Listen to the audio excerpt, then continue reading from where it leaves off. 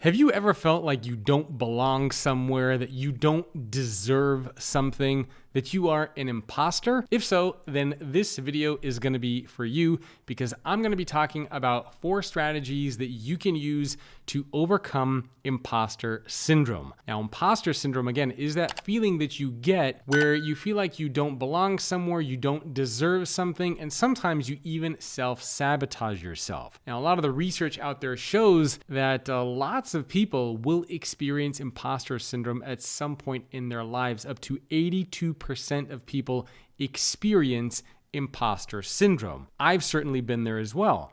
When I first started speaking, I felt a very heavy and strong sense of imposter syndrome because when I would get on a stage, my immediate thought would be, why do these leaders want to hear from me? Why do these executives care about my opinion or my books or my content? I don't belong here. I feel like a fake. And so over the years, I have had to learn to overcome imposter syndrome.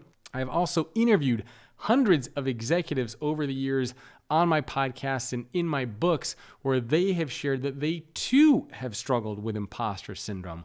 So this isn't just something for entry-level employees.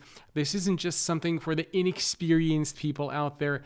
Everyone, I will repeat that, everyone, regardless of your seniority level, experiences and feels imposter syndrome at some point in their life. So the question then becomes, what do you do with it? And I'm going to be sharing a couple strategies that I have used and a couple strategies that executives have shared with me over the years for how they overcome imposter syndrome. And we're going to be going over 4 of them today. So the first strategy that I have for you is something that I have found to be very effective, and that is to support whatever it is that you're saying or doing with data and stories. So as a speaker, as somebody who's in front of a lot of people all the time, one of the things that I have tried to do in the books that I write is to bring together both qualitative and quantitative pieces of data. So my latest book, for example, Leading with Vulnerability, I surveyed 14,000 employees and I interviewed over 100 CEOs. Now, the reason why having the data and the research and stories aspect helps with imposter syndrome is because it gives you that confidence where you know that what you're sharing or doing is backed up. Kind of the analogy, the visual I use, if I ever go present to executives at a particular company and they look at me and they say, hey, Jacob, your ideas are stupid. That doesn't make any sense. I feel like I have 100 CEOs behind me and 14,000 employees behind me. And when people then disagree with me, I say, you know what, that's totally fine. But the research that I've collected and the stories that CEOs have shared with me say that you're wrong and that the insights that I'm sharing with you are correct. And then I have examples and data and things that I can bring into the mix which back up the points that I am saying. So I'm a big believer in trying to support yourself and arm yourself with data and stories whenever and wherever you can. This is relevant whether you're in a meeting and somebody asks your opinion and you're sharing an opinion, right? Knowing that you have the data or the stories to back it up gives you that confidence, whether you are just having a one-on-one conversation. Regardless of what that scenario or the situation is, try to arm yourself with both data and stories, qualitative and quantitative data, so that when you're speaking and presenting or an idea or having a discussion with somebody, you have that ammunition behind you. The second hack to imposter syndrome is actually to use it as motivation. Now, this is some fairly recent research that came out by a Wharton researcher named Basma Tufik. And what she found is that while imposter syndrome does create fear, what it also does is it can act as a powerful motivator because those negative imposter thoughts get you to focus more on creating better interpersonal relationships. And according to Basma, what this means is that you focus more on helping others, cooperating, encouraging others, and you do this when you don't feel like you have that confidence in whatever it is that you are doing. So when you experience imposter syndrome, chances are what ends up happening is that your interpersonal skills start to increase a little bit, right? You focus more on the cooperation, encouraging others, having that better relationships with those members of your team.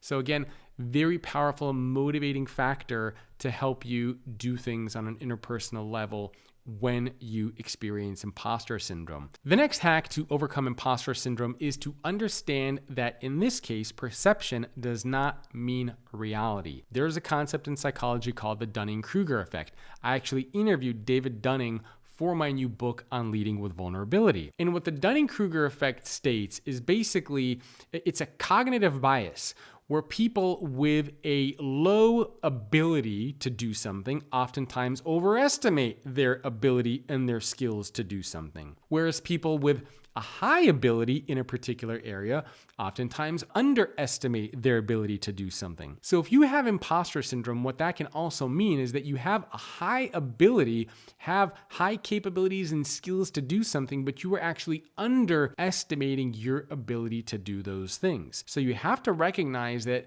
the perception that you might have of yourself does not equate to the actual reality of the situation. And when you understand that, and when you can identify, hey, I'm feeling that sense of imposter syndrome, maybe that means I'm actually really good at what I'm doing. It kind of changes the way that you think about yourself and the situation as a whole. So in this case, having some self-doubt can actually be a sign of expertise. So the next time you get that feeling of imposter syndrome, try to remember that it can actually mean that you are really good at what it is that you are doing.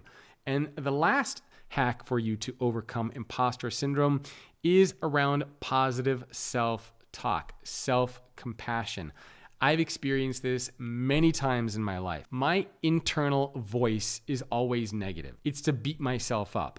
Whenever I would give a speech, if I didn't do well, if I was playing in a chess tournament or I would lose, if I was playing racquetball and I missed a shot or I lost a game, my default has always been, you are such an idiot. You're such a moron. How could you do this? This actually happened to me fairly recently. So I was playing in a competitive racquetball game. I was playing against one of the best players here in Los Angeles. And I was actually down a few points. And I made a couple of mistakes, a few unforced errors.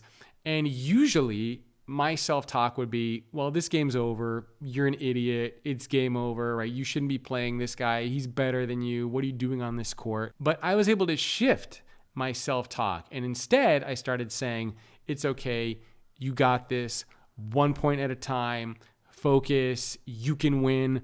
And guess what ended up happening? I ended up actually winning that game 15-14. So the positive self-talk actually makes a big difference. How you talk to yourself makes a big difference. Self-compassion plays a role here, right?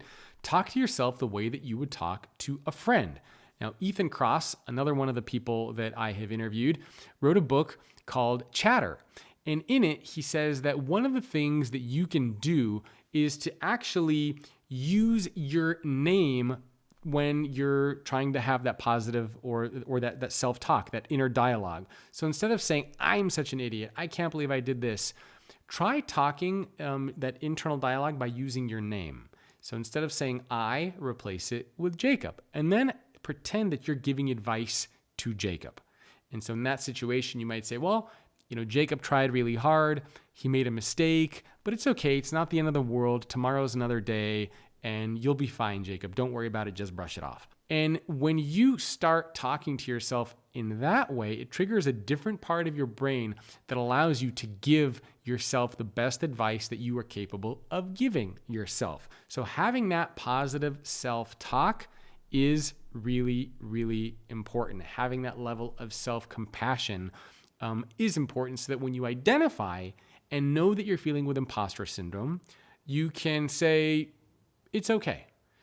Jacob is feeling like he doesn't belong. Jacob is feeling a little bit overwhelmed. Jacob is feeling like he doesn't deserve this opportunity. But you know what? Jacob worked really hard to get to where he is. Jacob put a lot of time and effort to do whatever it is that he's doing now. So you know what? He does deserve it. So that self-compassion and positive self-talk makes a big difference. So these are 4 hacks that you can use to help overcome and manage imposter syndrome for yourself. And I'll do a quick recap of these. Number 1 is to remember to support whatever it is that you are doing or saying with data and stories.